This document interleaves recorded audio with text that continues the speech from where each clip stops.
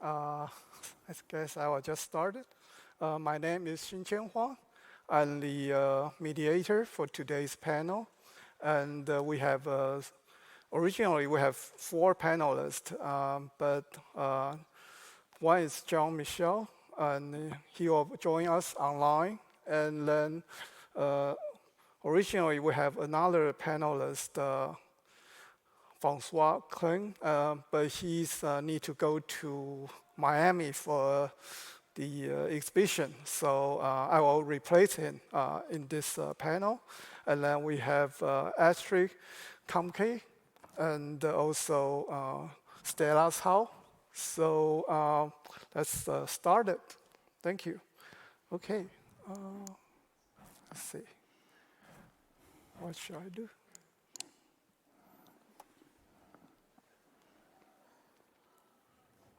Oh. Hello everybody. Hello Hsin-Chien. Hello Jean-Michel. Okay. Hello. How are you? Sorry not being with you physically, but I'm here and ready to participate to your debate and your panel. Yes. So let me load the slides first, and what should I do?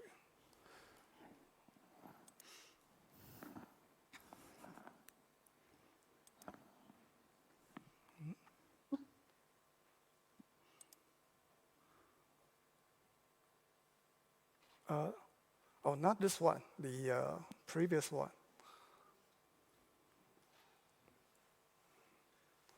The first one.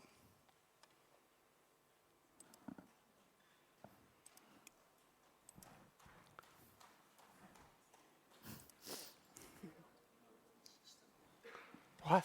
That's already? Okay.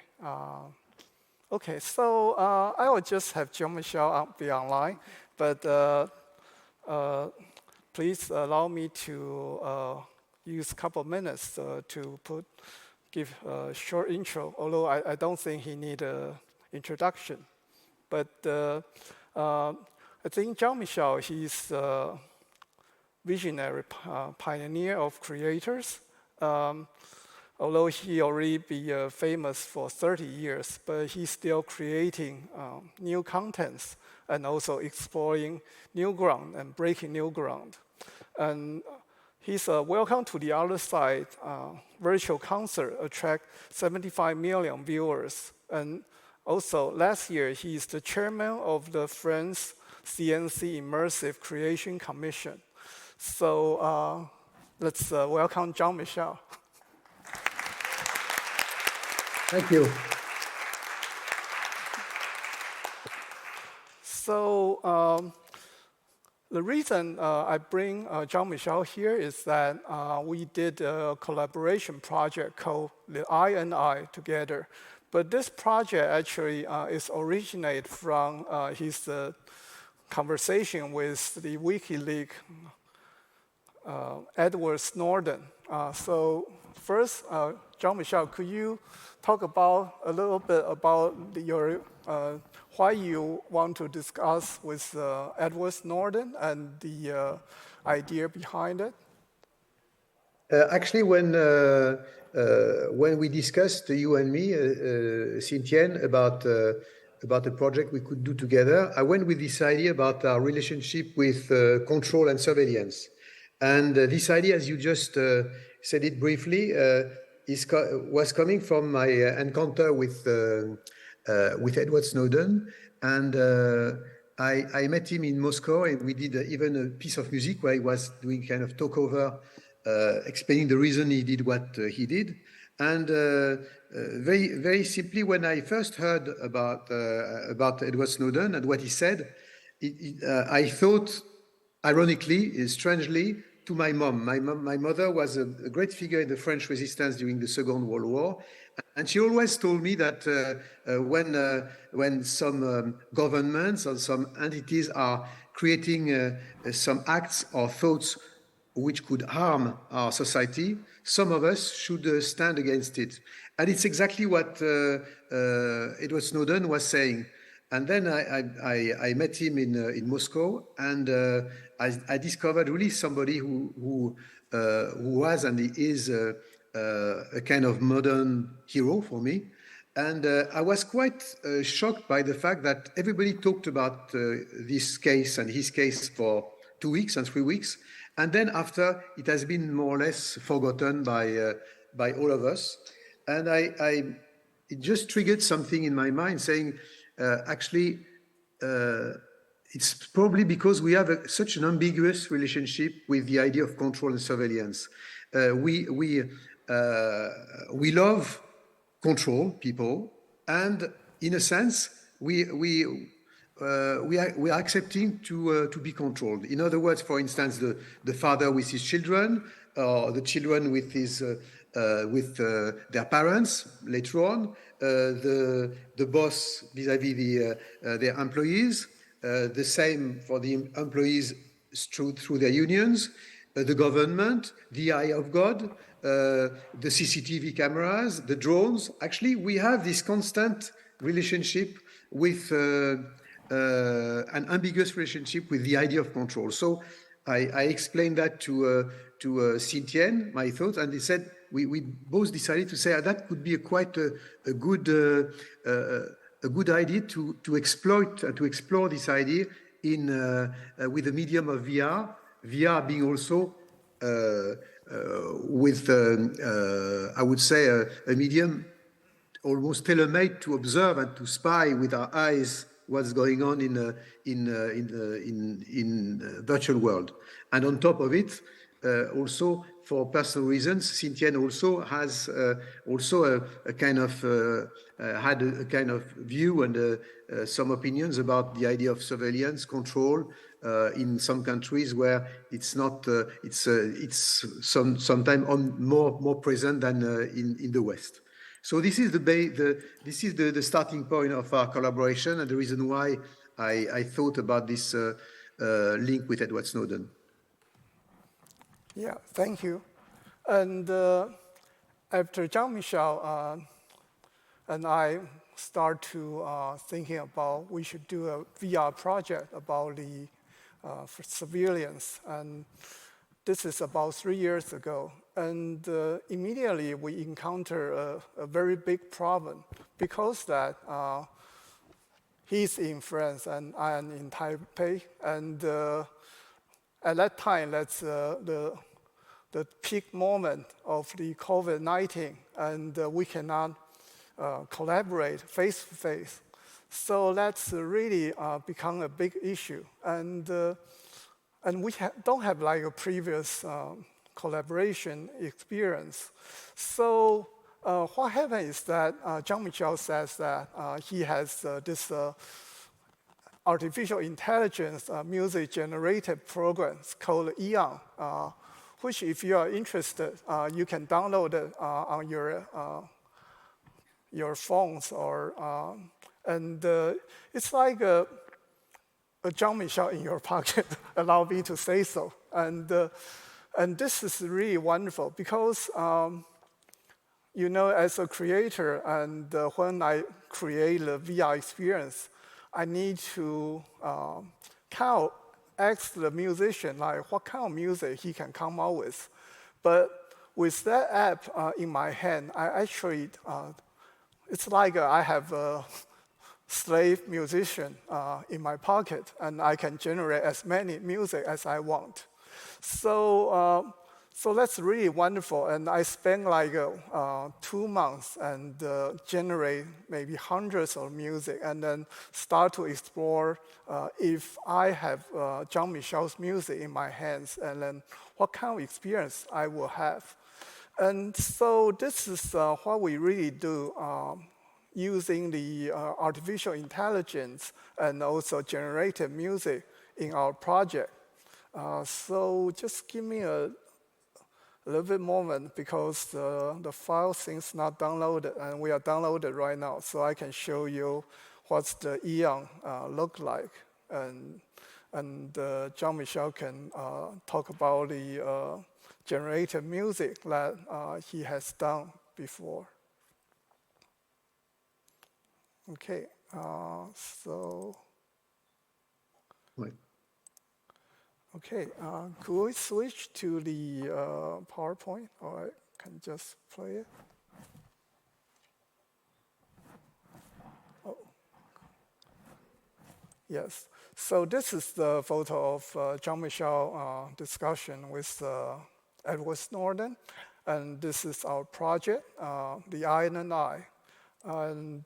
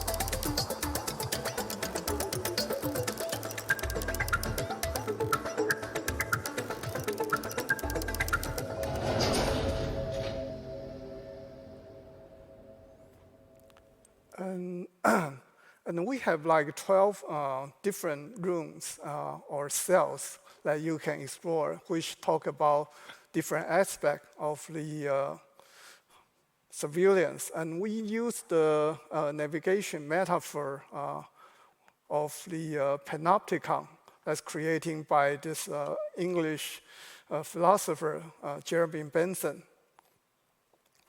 And this is give you a little bit glimpse of what this VR experience is about. Although we don't have a chance to show it in the VR days, but hopefully we are in the publishing process with the Friends TV.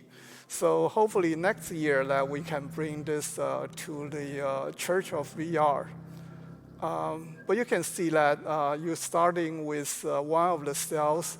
Let's talk about the specific topic of the surveillance. And then your cells actually turn into a projection rooms and then show you this immense space.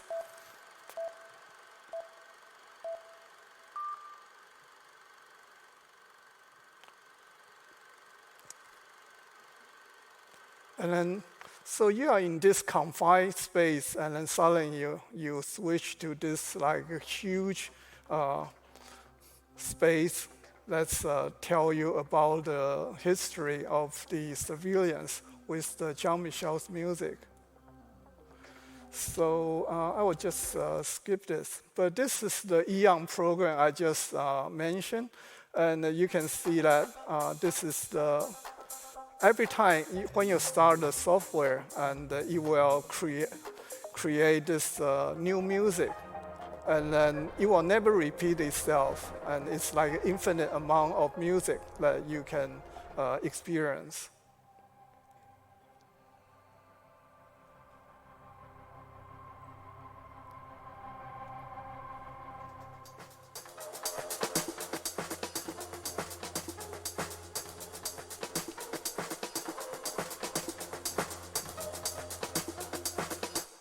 Okay, so could we switch back to the Zoom? So the next question I would like to ask you, Jean-Michel, is that your generated music app, Huang, has been instrumental in the development of the I&I. Can you share your insight on Huang and reflect how artificial intelligence may shape the future of music creation? Yes, I think that as you very well explained it, Hsin-Chien, Ion is a project I developed 5 years ago, and based on the idea that I was dreaming about doing the idea, as you said, of an infinite album. That the fact that this music will never be repeatable, and you can listen to it all along your life, it will never go back to what you previously heard. And also the idea that by definition, each time you play, as you said, you go on a different way. It means that also this music will be specific to every listener. So everyone will have his or her own album or own link with the music, even beyond my death, beyond in an infinite way. And that was the idea. And then for that, I composed, wrote more than 300 beats, sequences of music from different style, orchestral, techno, ambient, and so on. And then the AI system developed by a company called Bliss, a French company, has been able to actually combine these different sequences by varying the speed, the processing in all kind of ways each sequences in such a way that is never going to be the same. And then it seemed that it could have been, as you said, a good starting point to because of the fact that we were stuck in our respective countries, for you to start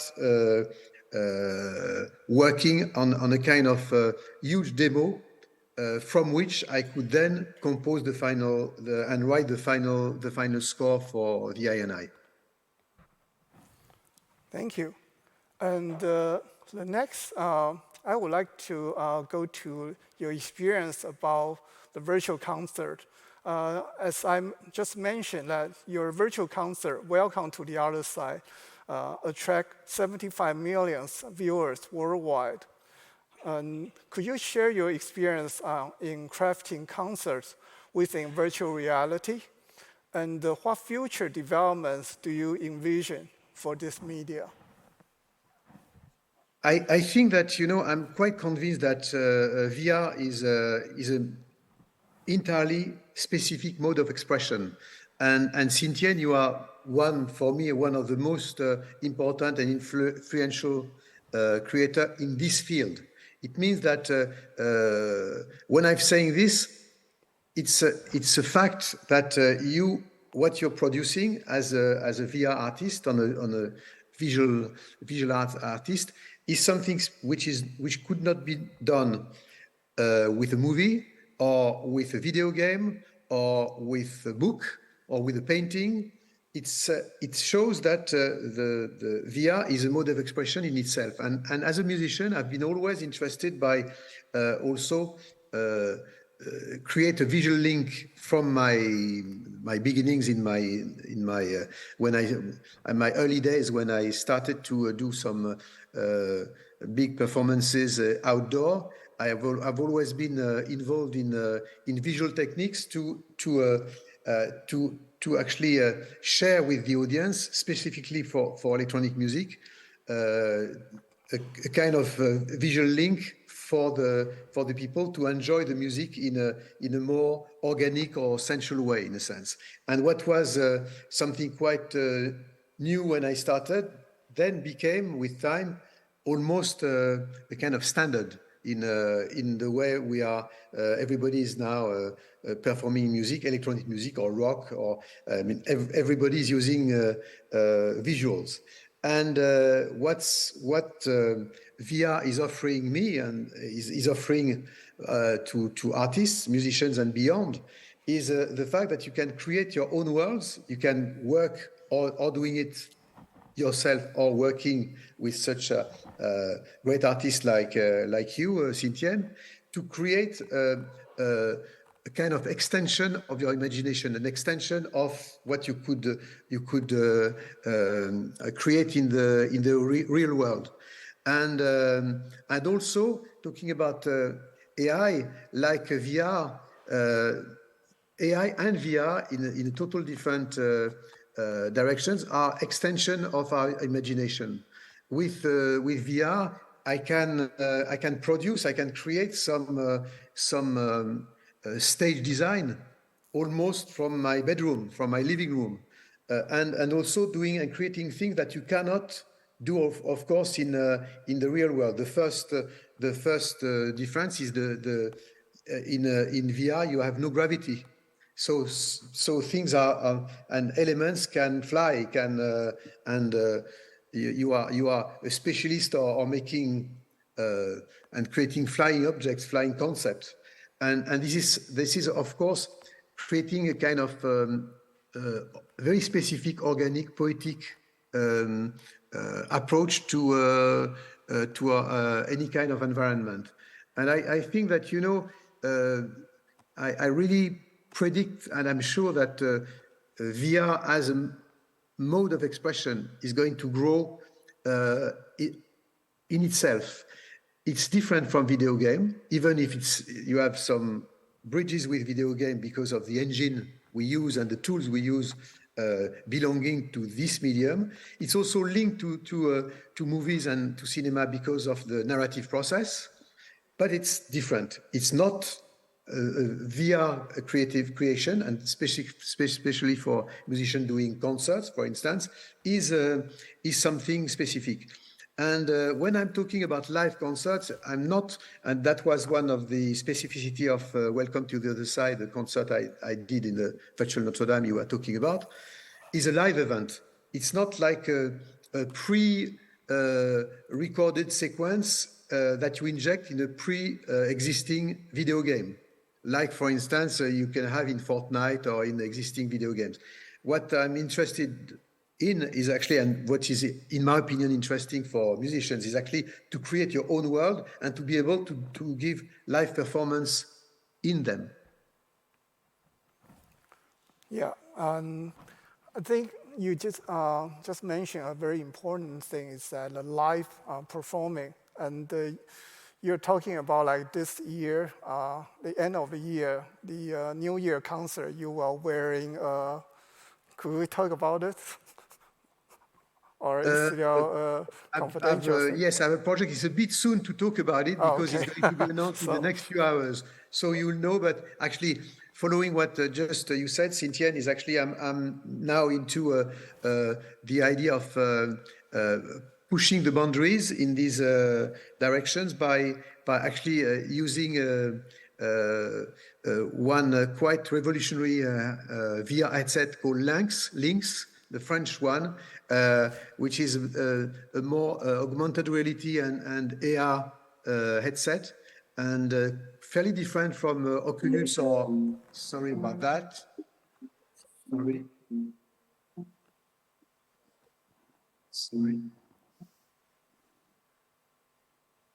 Sorry about that. I'm going to just, sorry.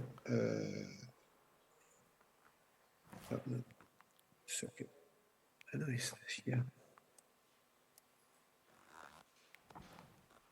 Sorry about that. I'm just switched off the Wi-Fi on my computer.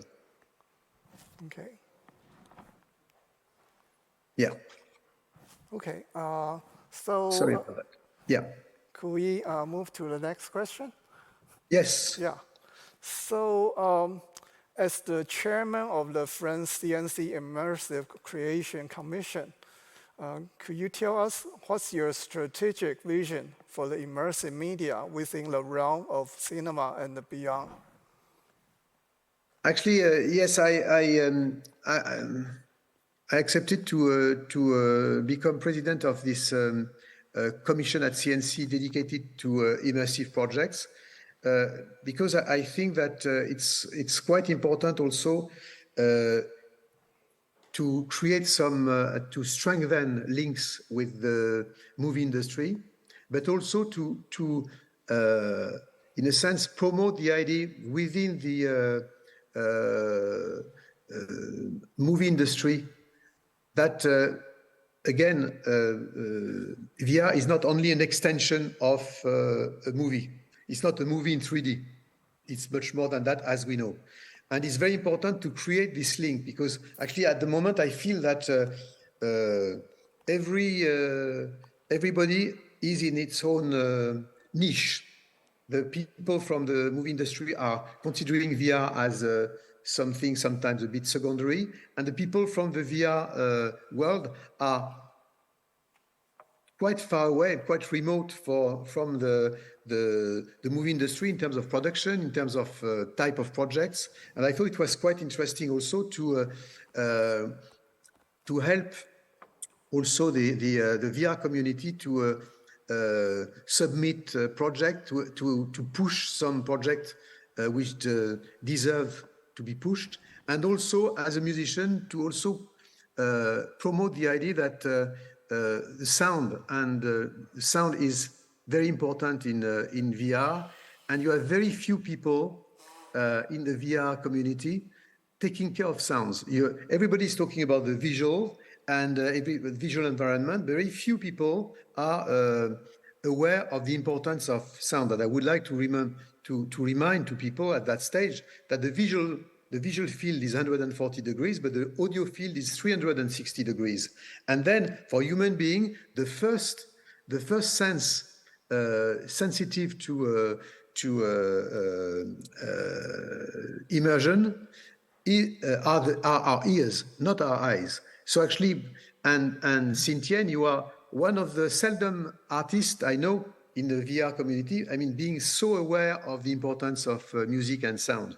And this is something very important. And I wanted to, through this commission, also to promote the idea that we should have more projects dedicated not on only on sound, but also taking in consideration and taking on board the importance of sound. You know, in movies, in the movie industry, people like Quentin Tarantino, for instance, used to say that music is sometimes 50% of a movie. I think in VR, sometimes it could be even more. So I think that it's very important that more musicians could also be more active in the VR community and in the VR world. Yeah, yes, definitely. I think the music in the VR world has so much potential. And right now, we just barely scratch the surface. Okay. The next question for you is, I think I also heard this in the last panel. You have previously envisioned that the metaverse as a communal space, not monopolized by a handful of corporations such as Meta or Apple. And could you elaborate on your thoughts regarding to the development of a more open and accessible metaverse?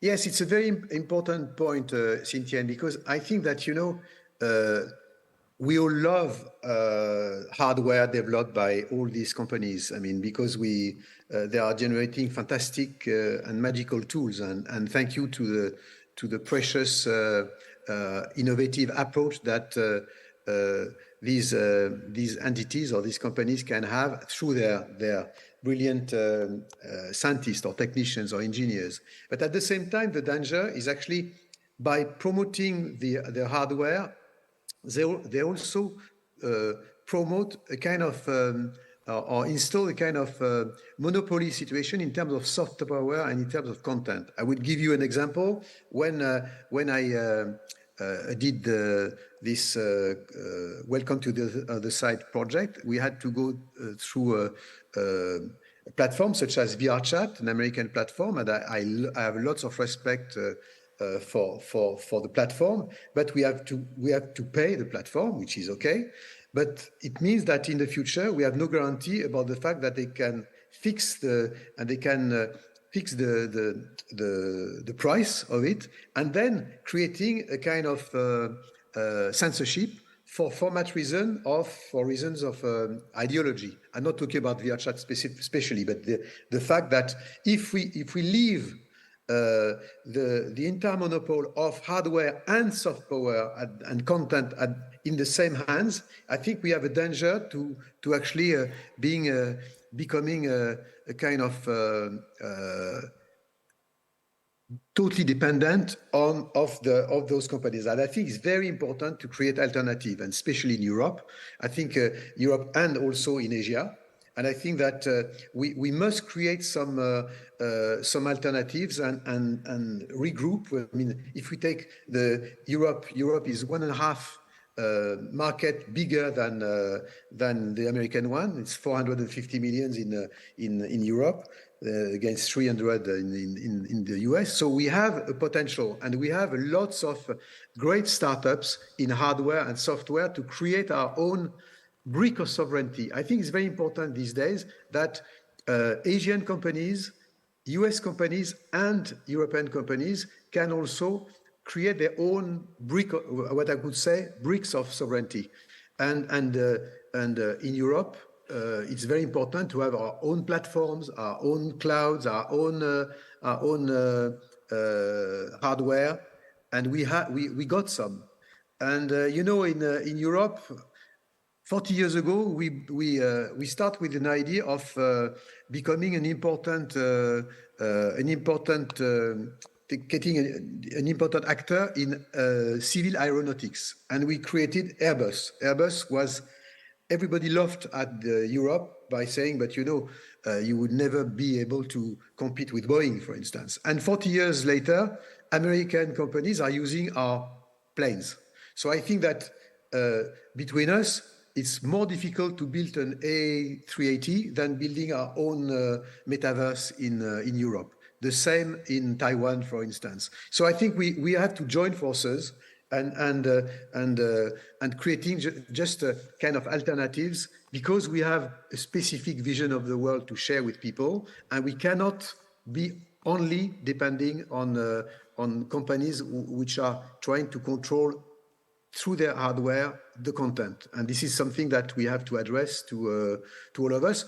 Plus the fact that there is also another issue that Europe have always been Europeans have always been aware of, is the issue of intellectual property. I think we need rules. Rules is not. Lots of people say that rules, regulations, it's against freedom. It's exactly the reverse. It's because we have a driving license that we can travel freely all over the world on roads safely. It's the same thing for AI or for VR. Yeah, thanks a lot. I think what you just said is very enlightenment, because when I think about all those major players of the metaverse, they are American company. If we imagine like the future of the metaverse that will be totally owned by American soil, then when we migrate to the metaverse, it's like we will turn into American life for everybody. So that's really alarming for me. Hsin-Chien, also talking about that briefly, sorry to interrupt, but if you take ChatGPT-4, I mean, it's a great tool, and I think technology is neutral, and I'm not at all scared by AI. I think it's fire was also dangerous also when we invented the fire, but also we can have a good Chinese cooking or French cooking because we have a fire under our food. So I think that it's the same thing when you're going back to ChatGPT-4. When, for instance, a lawyer today wants to create a deal, a simple standard deal through ChatGPT-4, he will do it based on American law. But in Europe or in Taipei, we are thinking, for instance, law differently. So is the reason why we see that at each sector of and each step of our relationship with technology, we need to create alternatives. And it's not against anybody. It's just the idea that we need diversity, and we just have to do it. And this is the reason why that VR days here are in my opinion, important to actually promote also other ideas, and encourage also young European startups, or from Asia, or from South America, or from Africa. I think it's very, very important to be aware of keeping diversity alive. Yeah, thank you very much. And the last question of mine is that You're talking about like the VR. Actually, it's also a surveillance device, and to use the VR as a media for the eye and eye actually have significant meaning for it. So, giving VR's capability to track gazing and body movement, do you believe VR could become the ultimate surveillance device, and how could we avoid it? Again, I think that VR as AI and as all new tools we have are, of course, going to increase the possibility of surveillance. Again, I think the answer is getting some, building some rules and regulations. And again, we should not be afraid about the rules and regulations. What creates the difference between democracy and chaos are precisely the presence of rules, and this is what we need to do. I mean, so from that, then we can, within a framework that we decide to create, we can be entirely free of doing whatever we want. Surveillance, we know that we need a certain amount of surveillance, but as long as it's not harming our day-to-day freedom, and this is, of course, the very fragile frontier between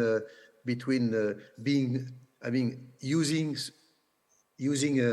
tools of surveillance, and they are more and more sophisticated, as you say, Hsin-Chien, but at the same time also being aware of not being totally controlled. And the I&I, the creation we are presenting these days together is precisely about all these topics and all these ideas. Okay, thank you very much. Actually, I have very interesting info. Could we switch to the slide?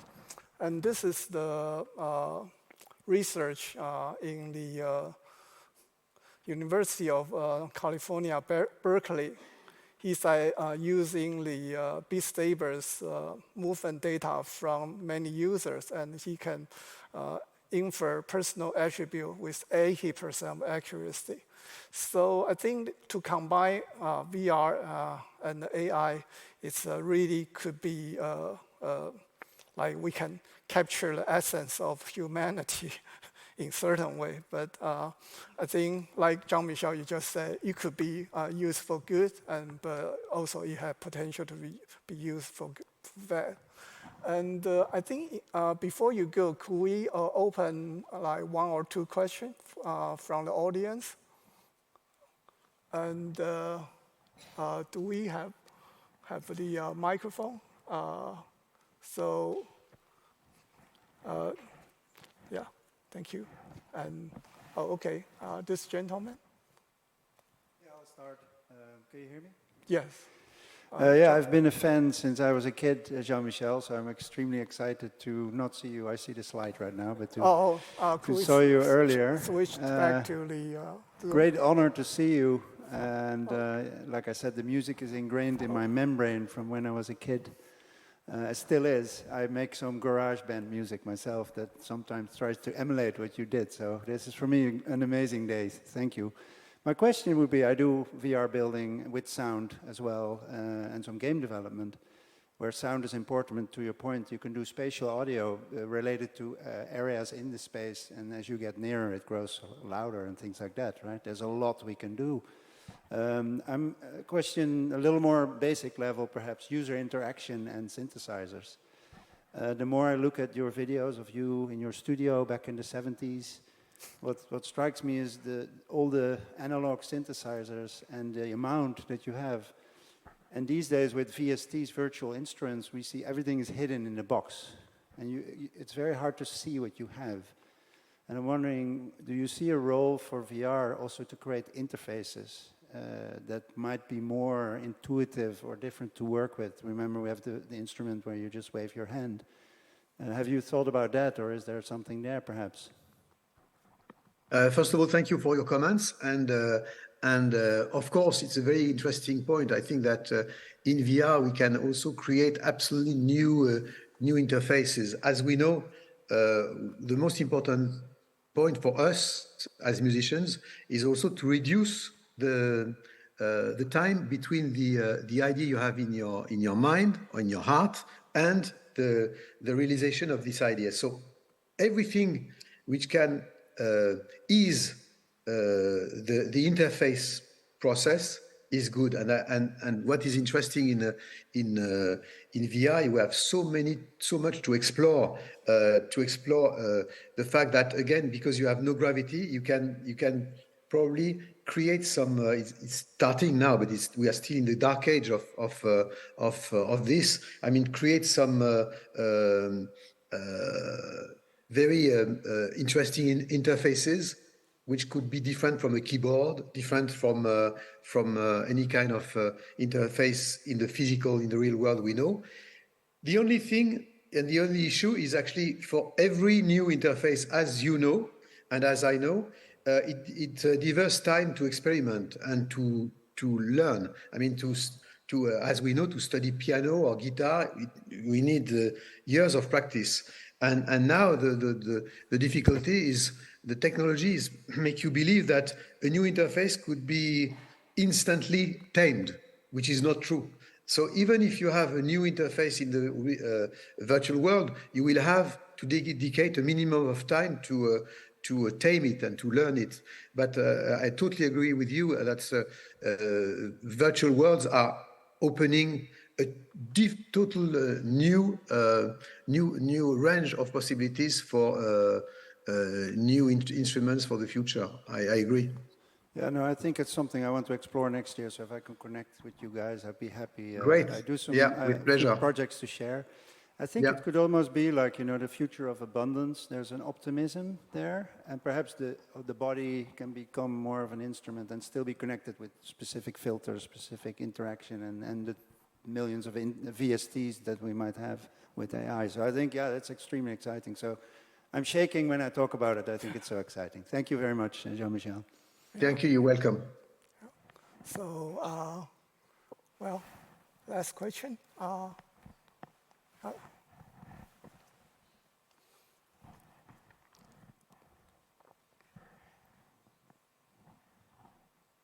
Yeah, it's less of a question. I think it's more of a comment. It's meant to be a panel discussion. I think most of the questions have been targeted at a single individual. So if we can just open the questions to the entire panel, I think it would be more appreciated. I think. Yeah. I would be offended if I was sitting on the panel if none of the questions I had the chance to discuss. So yeah, more of a comment than a question. Okay. Thank you very much. Yeah. There's a question here. Oh. Okay, and last question, if you don't mind, because I have to run back to my studio. Okay. Yeah. Hello, Jean-Michel. I'm also a fan of your music and your concerts, and have been for my entire life. So, thank you for those. I wonder, on your latest album, Oxymore, you used sounds in 360 degrees, spatial sounds all over the place. And I heard them in Paris in concerts. Very, very, very special. Do you think you could combine that with the 360 degrees world of the virtual reality, where you also have space and visuals in 360 degrees? Thank you for asking, because I think this is the ultimate, my ultimate wish, by combining the 360 natural conditions and situation of what metaverse is offering to us, with real 360 horizontally, but also vertically in terms of sounds. We know that the vertical, you have lots of issues for as soon as you want to create some verticality in spatial audio, but it's possible. And of course, this kind of interaction between what you see and what you hear, and using the full potential of 360 composition for metaverse and for VR is, in my opinion, the next step for me, and also I think for the industry. Thank you. Okay. Welcome. Thank you very much, Jean-Michel, and thank you for being with us. So have fun with your music creation. Okay. I hope so. So thank you, Hsin-Chien. Thank you, everybody. And I'll see you next time in the real world. Okay, thank you. So the next panelist is Astrid Kamke, and she is the director of the European Creators Lab, and I have the luck and the privilege to be her European Creators Lab mentor in 2018. And actually, it's like 2 weeks ago, we just invited her to join in our Taipei studio. And she's opened a 2-hour workshop. And within like those 2-hour workshops, she's able to transform a group of English literature students into immersive content creators. So I think that what she did is really amazing. So please welcome Astrid, and she will introduce her European Creators Lab. Thank you. Shall I go there? I think so. Well, thank you very much. Now to something completely different. After Jean-Michel Jarre, if you would have ever told me that I would share this stage with Jean-Michel Jarre, I wouldn't believe it. So I'm a fan as well. And if you hear that, Jean-Michel, you brought me to my teenage years with your music. So, rough cut to the European Creators Lab. Thank you for the invitation, Hsin-Chien, and thank you for having me, Benjamin. It's a big honor to be on that stage. You know, I know VR Days and Immersive Tech Week from the very beginning, and we started the thing together. Not the Tech Week, but working in the field of VR. So the headline of that talk is integration, connectivity, and international collaboration, and that's the headline of the European Creators Lab as well. It's the core competence, so to say, that we collaborate and we have interdisciplinarity in our labs. And for those who don't know the lab yet or haven't heard about it, I brought you a brief after movie of the last lab, and I show it to you now. Hopefully it works. It works. So that was the prototyping lab in Leipzig. We have 3 labs, one in Lyon, one in Leipzig, and a residency in Luxembourg. And that one has been finished 4 weeks ago. 5 weeks ago. In Leipzig, we are collaborating with Doc Leipzig, and we are supported by the city of Leipzig and Medienförderung. And you can see that there's a lot going on in our labs. So prototyping means that is the last lab where we try to focus on identify the core question of a concept, and try to bring that into a proof of concept while producing a technical prototype in 5 days. So since I'm just telling you a bit more about the Creators Lab, why the trailer is running through. So since 2017, we have been organizing that labs, bring together between 25 and 45 participants and mentors in one lab for 5 days, and newly develop or further develop concepts and immersive narrative projects in a very early stage. So we are in the beginning of the concept phase. We all know how complex it is to work in immersive experiences, how complex it is to tell stories and create worlds in immersive experiences from a perspective of a creator or producer. It takes many, many skills and many, many thoughts in advance, and it's so different from what we have learned from old media and old workflows. I don't need to tell you it's user-centric, it's creator-centric, not narrator-centric. And it's, of course, time and space-based, and not only time-based. It's from frame to sphere and all these things. And this mindset we try to transport and train in the Creators Lab.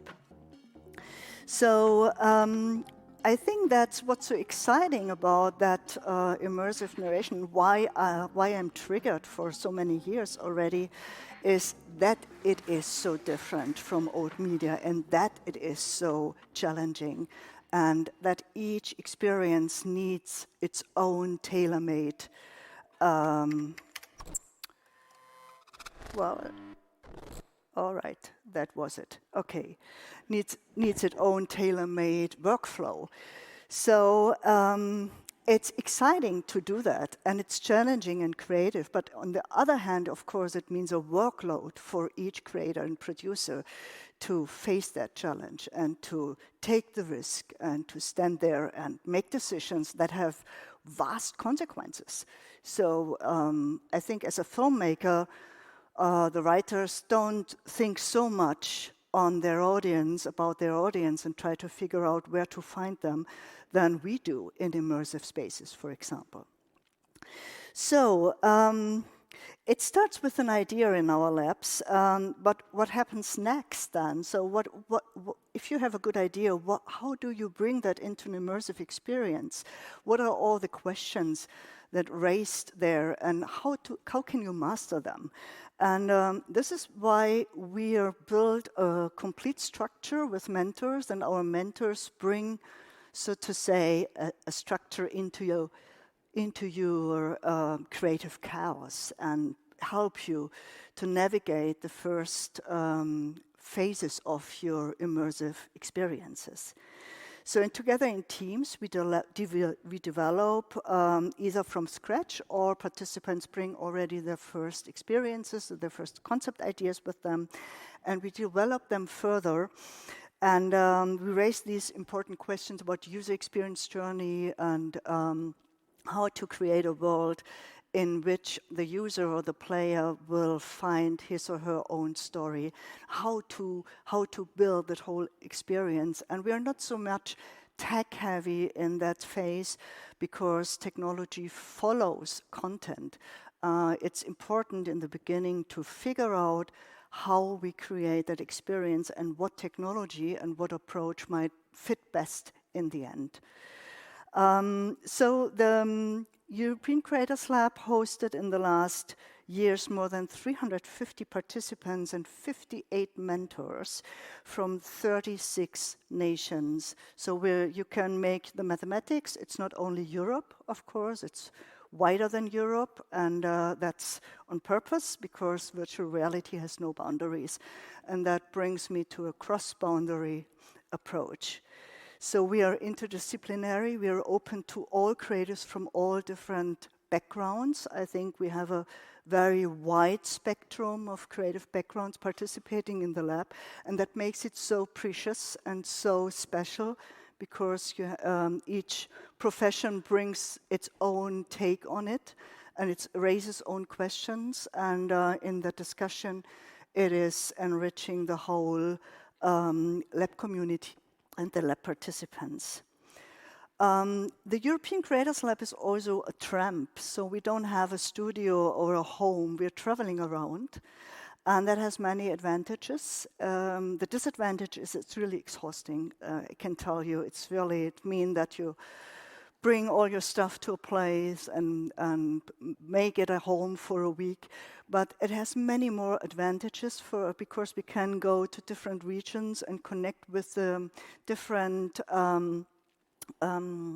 communities, XR communities, even deeper and closer, and we can adapt the labs.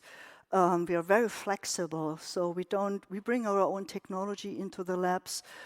For example, in the development lab, we're collaborating with Diversion Cinema, who gave us a nice exhibition of festival pieces during the lab for our participants so that they can watch them and they create reference points because we don't have a literacy in VR already.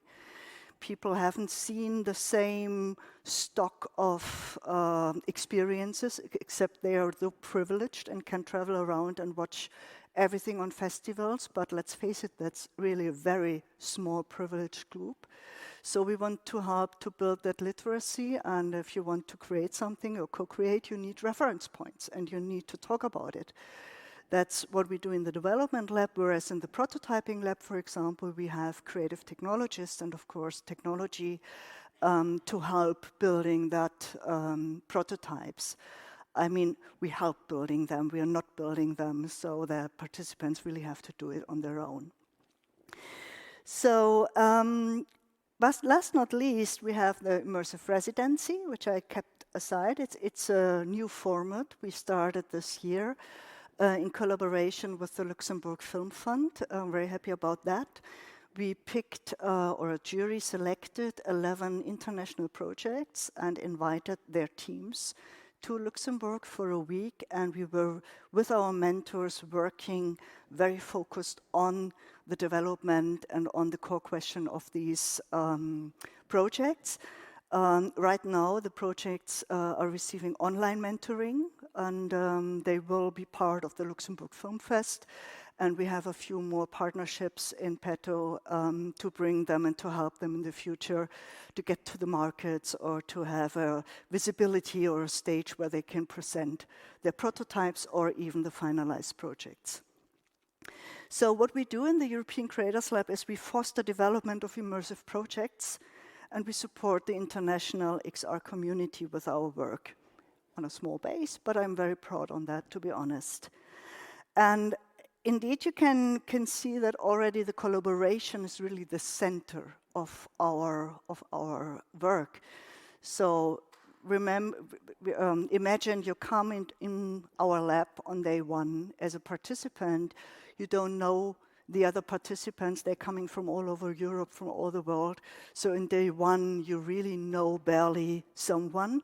You see the mentors for the first time. The mentors stay with us the whole week. So it's really a kind of a family feeling. And after 5 days, you have worked together, you have experience together, you know pretty well with whom you want to collaborate further on and with whom maybe it wasn't not so successful. But we have when I look back, we have many collaborations and friendships and co-productions being kind of born in these 5 days of very intense collaboration during the Creators Lab. So what we did for the first time in this year, and that was a fantastic idea by you, Hsin-Chien, was you proposed me one day, though I have a lab, a motion capture lab at the National Taiwan Normal University in Taipei, and I have students, and you have a lab, and you have participants. So can we come together somehow? Can we collaborate remotely? And we did try that, and it was really a very good experience. So how did we do that? Hsin-Chien gave an onboarding session explaining how his motion capture lab works and what to do. And we prepared our participants with their concepts and asked them who of these five projects, 2 projects, took advantage of that opportunity, who wants to take the chance to remotely, in real time, want to direct 2 dancers in mocap suits in Taipei, and we receive the data the next day in our time, in Europe time zone, to implement that in Unity builds. And that worked perfectly. I mean, there were a lot of fun involved, and we started, as said again, we started with 0 concept on day 1. So the lab starts with an ideation phase and with team building, and on day 5, on Friday, we had 5 presentations of 5 immersive projects, of which 3 are developed further, I'll tell you later. And 2 of them used the motion capture to visualize the motion capture data, to visualize their presentations on the last day. And we had the opportunity in the development lab in Villeurbanne in Lyon. There's on the compound of Pole Pixel is a studio called Theoris, and they have a projection space with beamers, so you can have a 360 presentation. And we had on the last day a 360 full immersive presentation of these projects. And I'm very honest, I only want to see immersive presentations like that in the future because it was really, really interesting. So I've brought a small teaser, and I muted it, but not because I'm talking there, and for some strange reasons I'm talking in super slow motion. And as it is subtitled, you can see it anyway. But you can see here is the lab in Taipei, and the motion capture lab and the whole setup and the dancers. And this is me talking in slow motion. And was the whole setup. And we could use that very easily. I didn't expect that it was so easy to have that workflow implemented flawless into a lab situation. So these were our setup in Lyon. We had a big screen, we had a Zoom call, very pedestrian Zoom call. And this is the result in that 360 environment where we presented on the last day. You could see there were some avatars and some creatures represented by that remote collaboration. So this collaboration was an initial small try and a first attempt, and we already discussed that we will continue the collaboration and try to figure out how far can we go, possibly not only in the development lab, but also in the prototyping lab to use that technology remotely. I mean, if not we in virtual reality, who else should be able to, well, cross-border and work remotely and on a serious base? I mean, we learned that during COVID, and we have all the tools at hand. We know how to do real-time. We know how to meet in virtual spaces. So that's what we are doing, and we will explore that in the future even more. So that's more or less the ending of my brief introduction over the headline, what is the European Creators Lab doing in collaboration across the world from Lyon to Taipei and back, and we do it again. Thank you for that.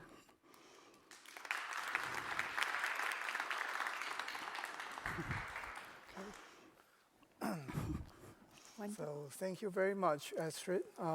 So if you are the traditional media creators and want to participate or learn how to making the immersive content, then European Creators Lab, I'm really, really highly recommended. And the last panelist is Stella Cao. She is the National Taipei University of Technology Director of the Interactive Design. And she's will talk about smart and immersive tourism that's being shown in the Church of VR on the 3rd floor, which is called the Blue Tier. So let's welcome Stella Cao, and she will present you about her school and how she creates those smart tourism in the immersive experience. Thank you. Hi, good afternoon. A little about myself. I have been passionate about art since childhood and remain so today as an adult. I'm fortunate to work with amazing artists to do some VR film and even win some awards. My short adventure working with love and loneliness won honorable mention in the 2020 New York Film Award. My department is interactive design, which focuses on AR, VR, XR, and the metaverse. And I have entitled Interactive Art via Technology and Metaverse Application. I think metaverse is a word that few people have heard until recently. It refers to an immersive or online world where people can gather virtually for a range of activities together. It's been championed by companies like Meta and will likely drive the development of technology in the near future. We have established the first Metaverse XR R&D Center in Taiwan to study Metaverse trends and calculate younger XR talent. The center brings together the government, industry, and the university to create the possibility of Metaverse XR in Taiwan. With the help of Taipei government, we released the first white paper on the metaverse last year. The center also teaches skills related to immersive projection, motion capture, avatar, VTubers, 5G, wearable device, and VR equipment. We believe that in the not so distant future, we will connect through 3D immersive and interconnected experiences. Technology will allow you to do things you couldn't do in the physical world with people you can't physically be with. Here is a video to introducing the Metaverse R&D Center. Take a look.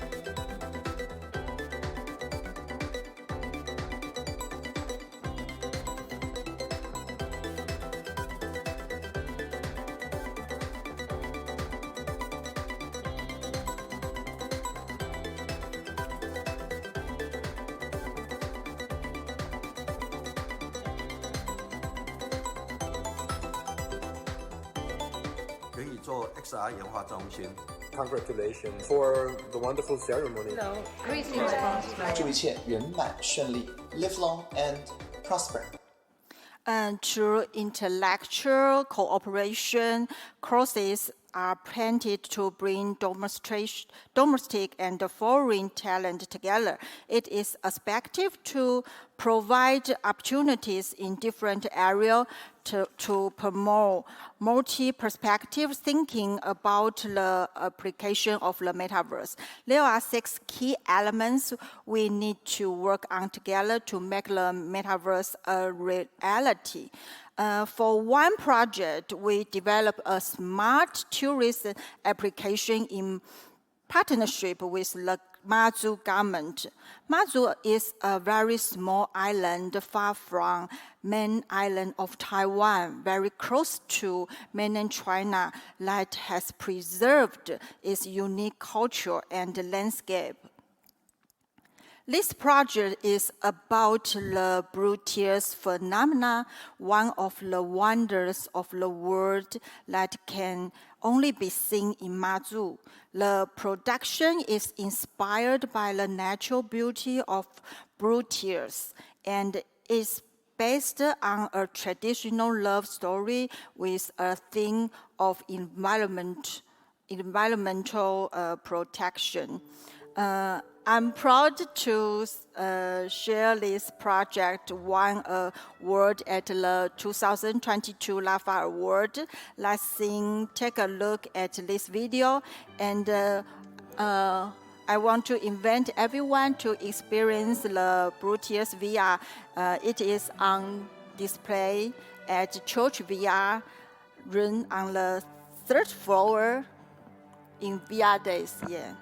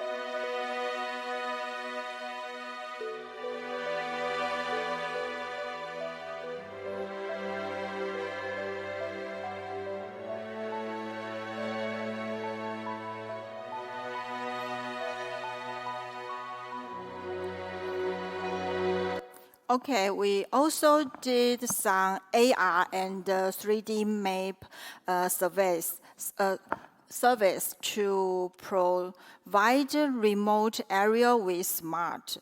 I hope to use this kind of project to bridge cultural connection between Taiwan and the world's VR community. Taiwan's XR community is open and diverse with a balanced approach to technology and the social impact. I'm very happy to have this opportunity to work with a lot of companies and very talented creator and developer to build the metaverse together. I look forward to the exciting future possibility of immersive content creation. And thank you for your listening, and please remember to go to the Church VR room to experience the My Bruce Tears VR. Thank you.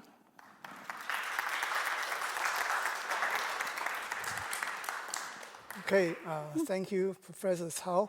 And things I think we just finish on time. So thank you very much for your coming. And I think we will be around. So if you have any question or you want to discuss, or especially like your music program, that we will be really happy to discuss and sharing idea with you. Thank you very much.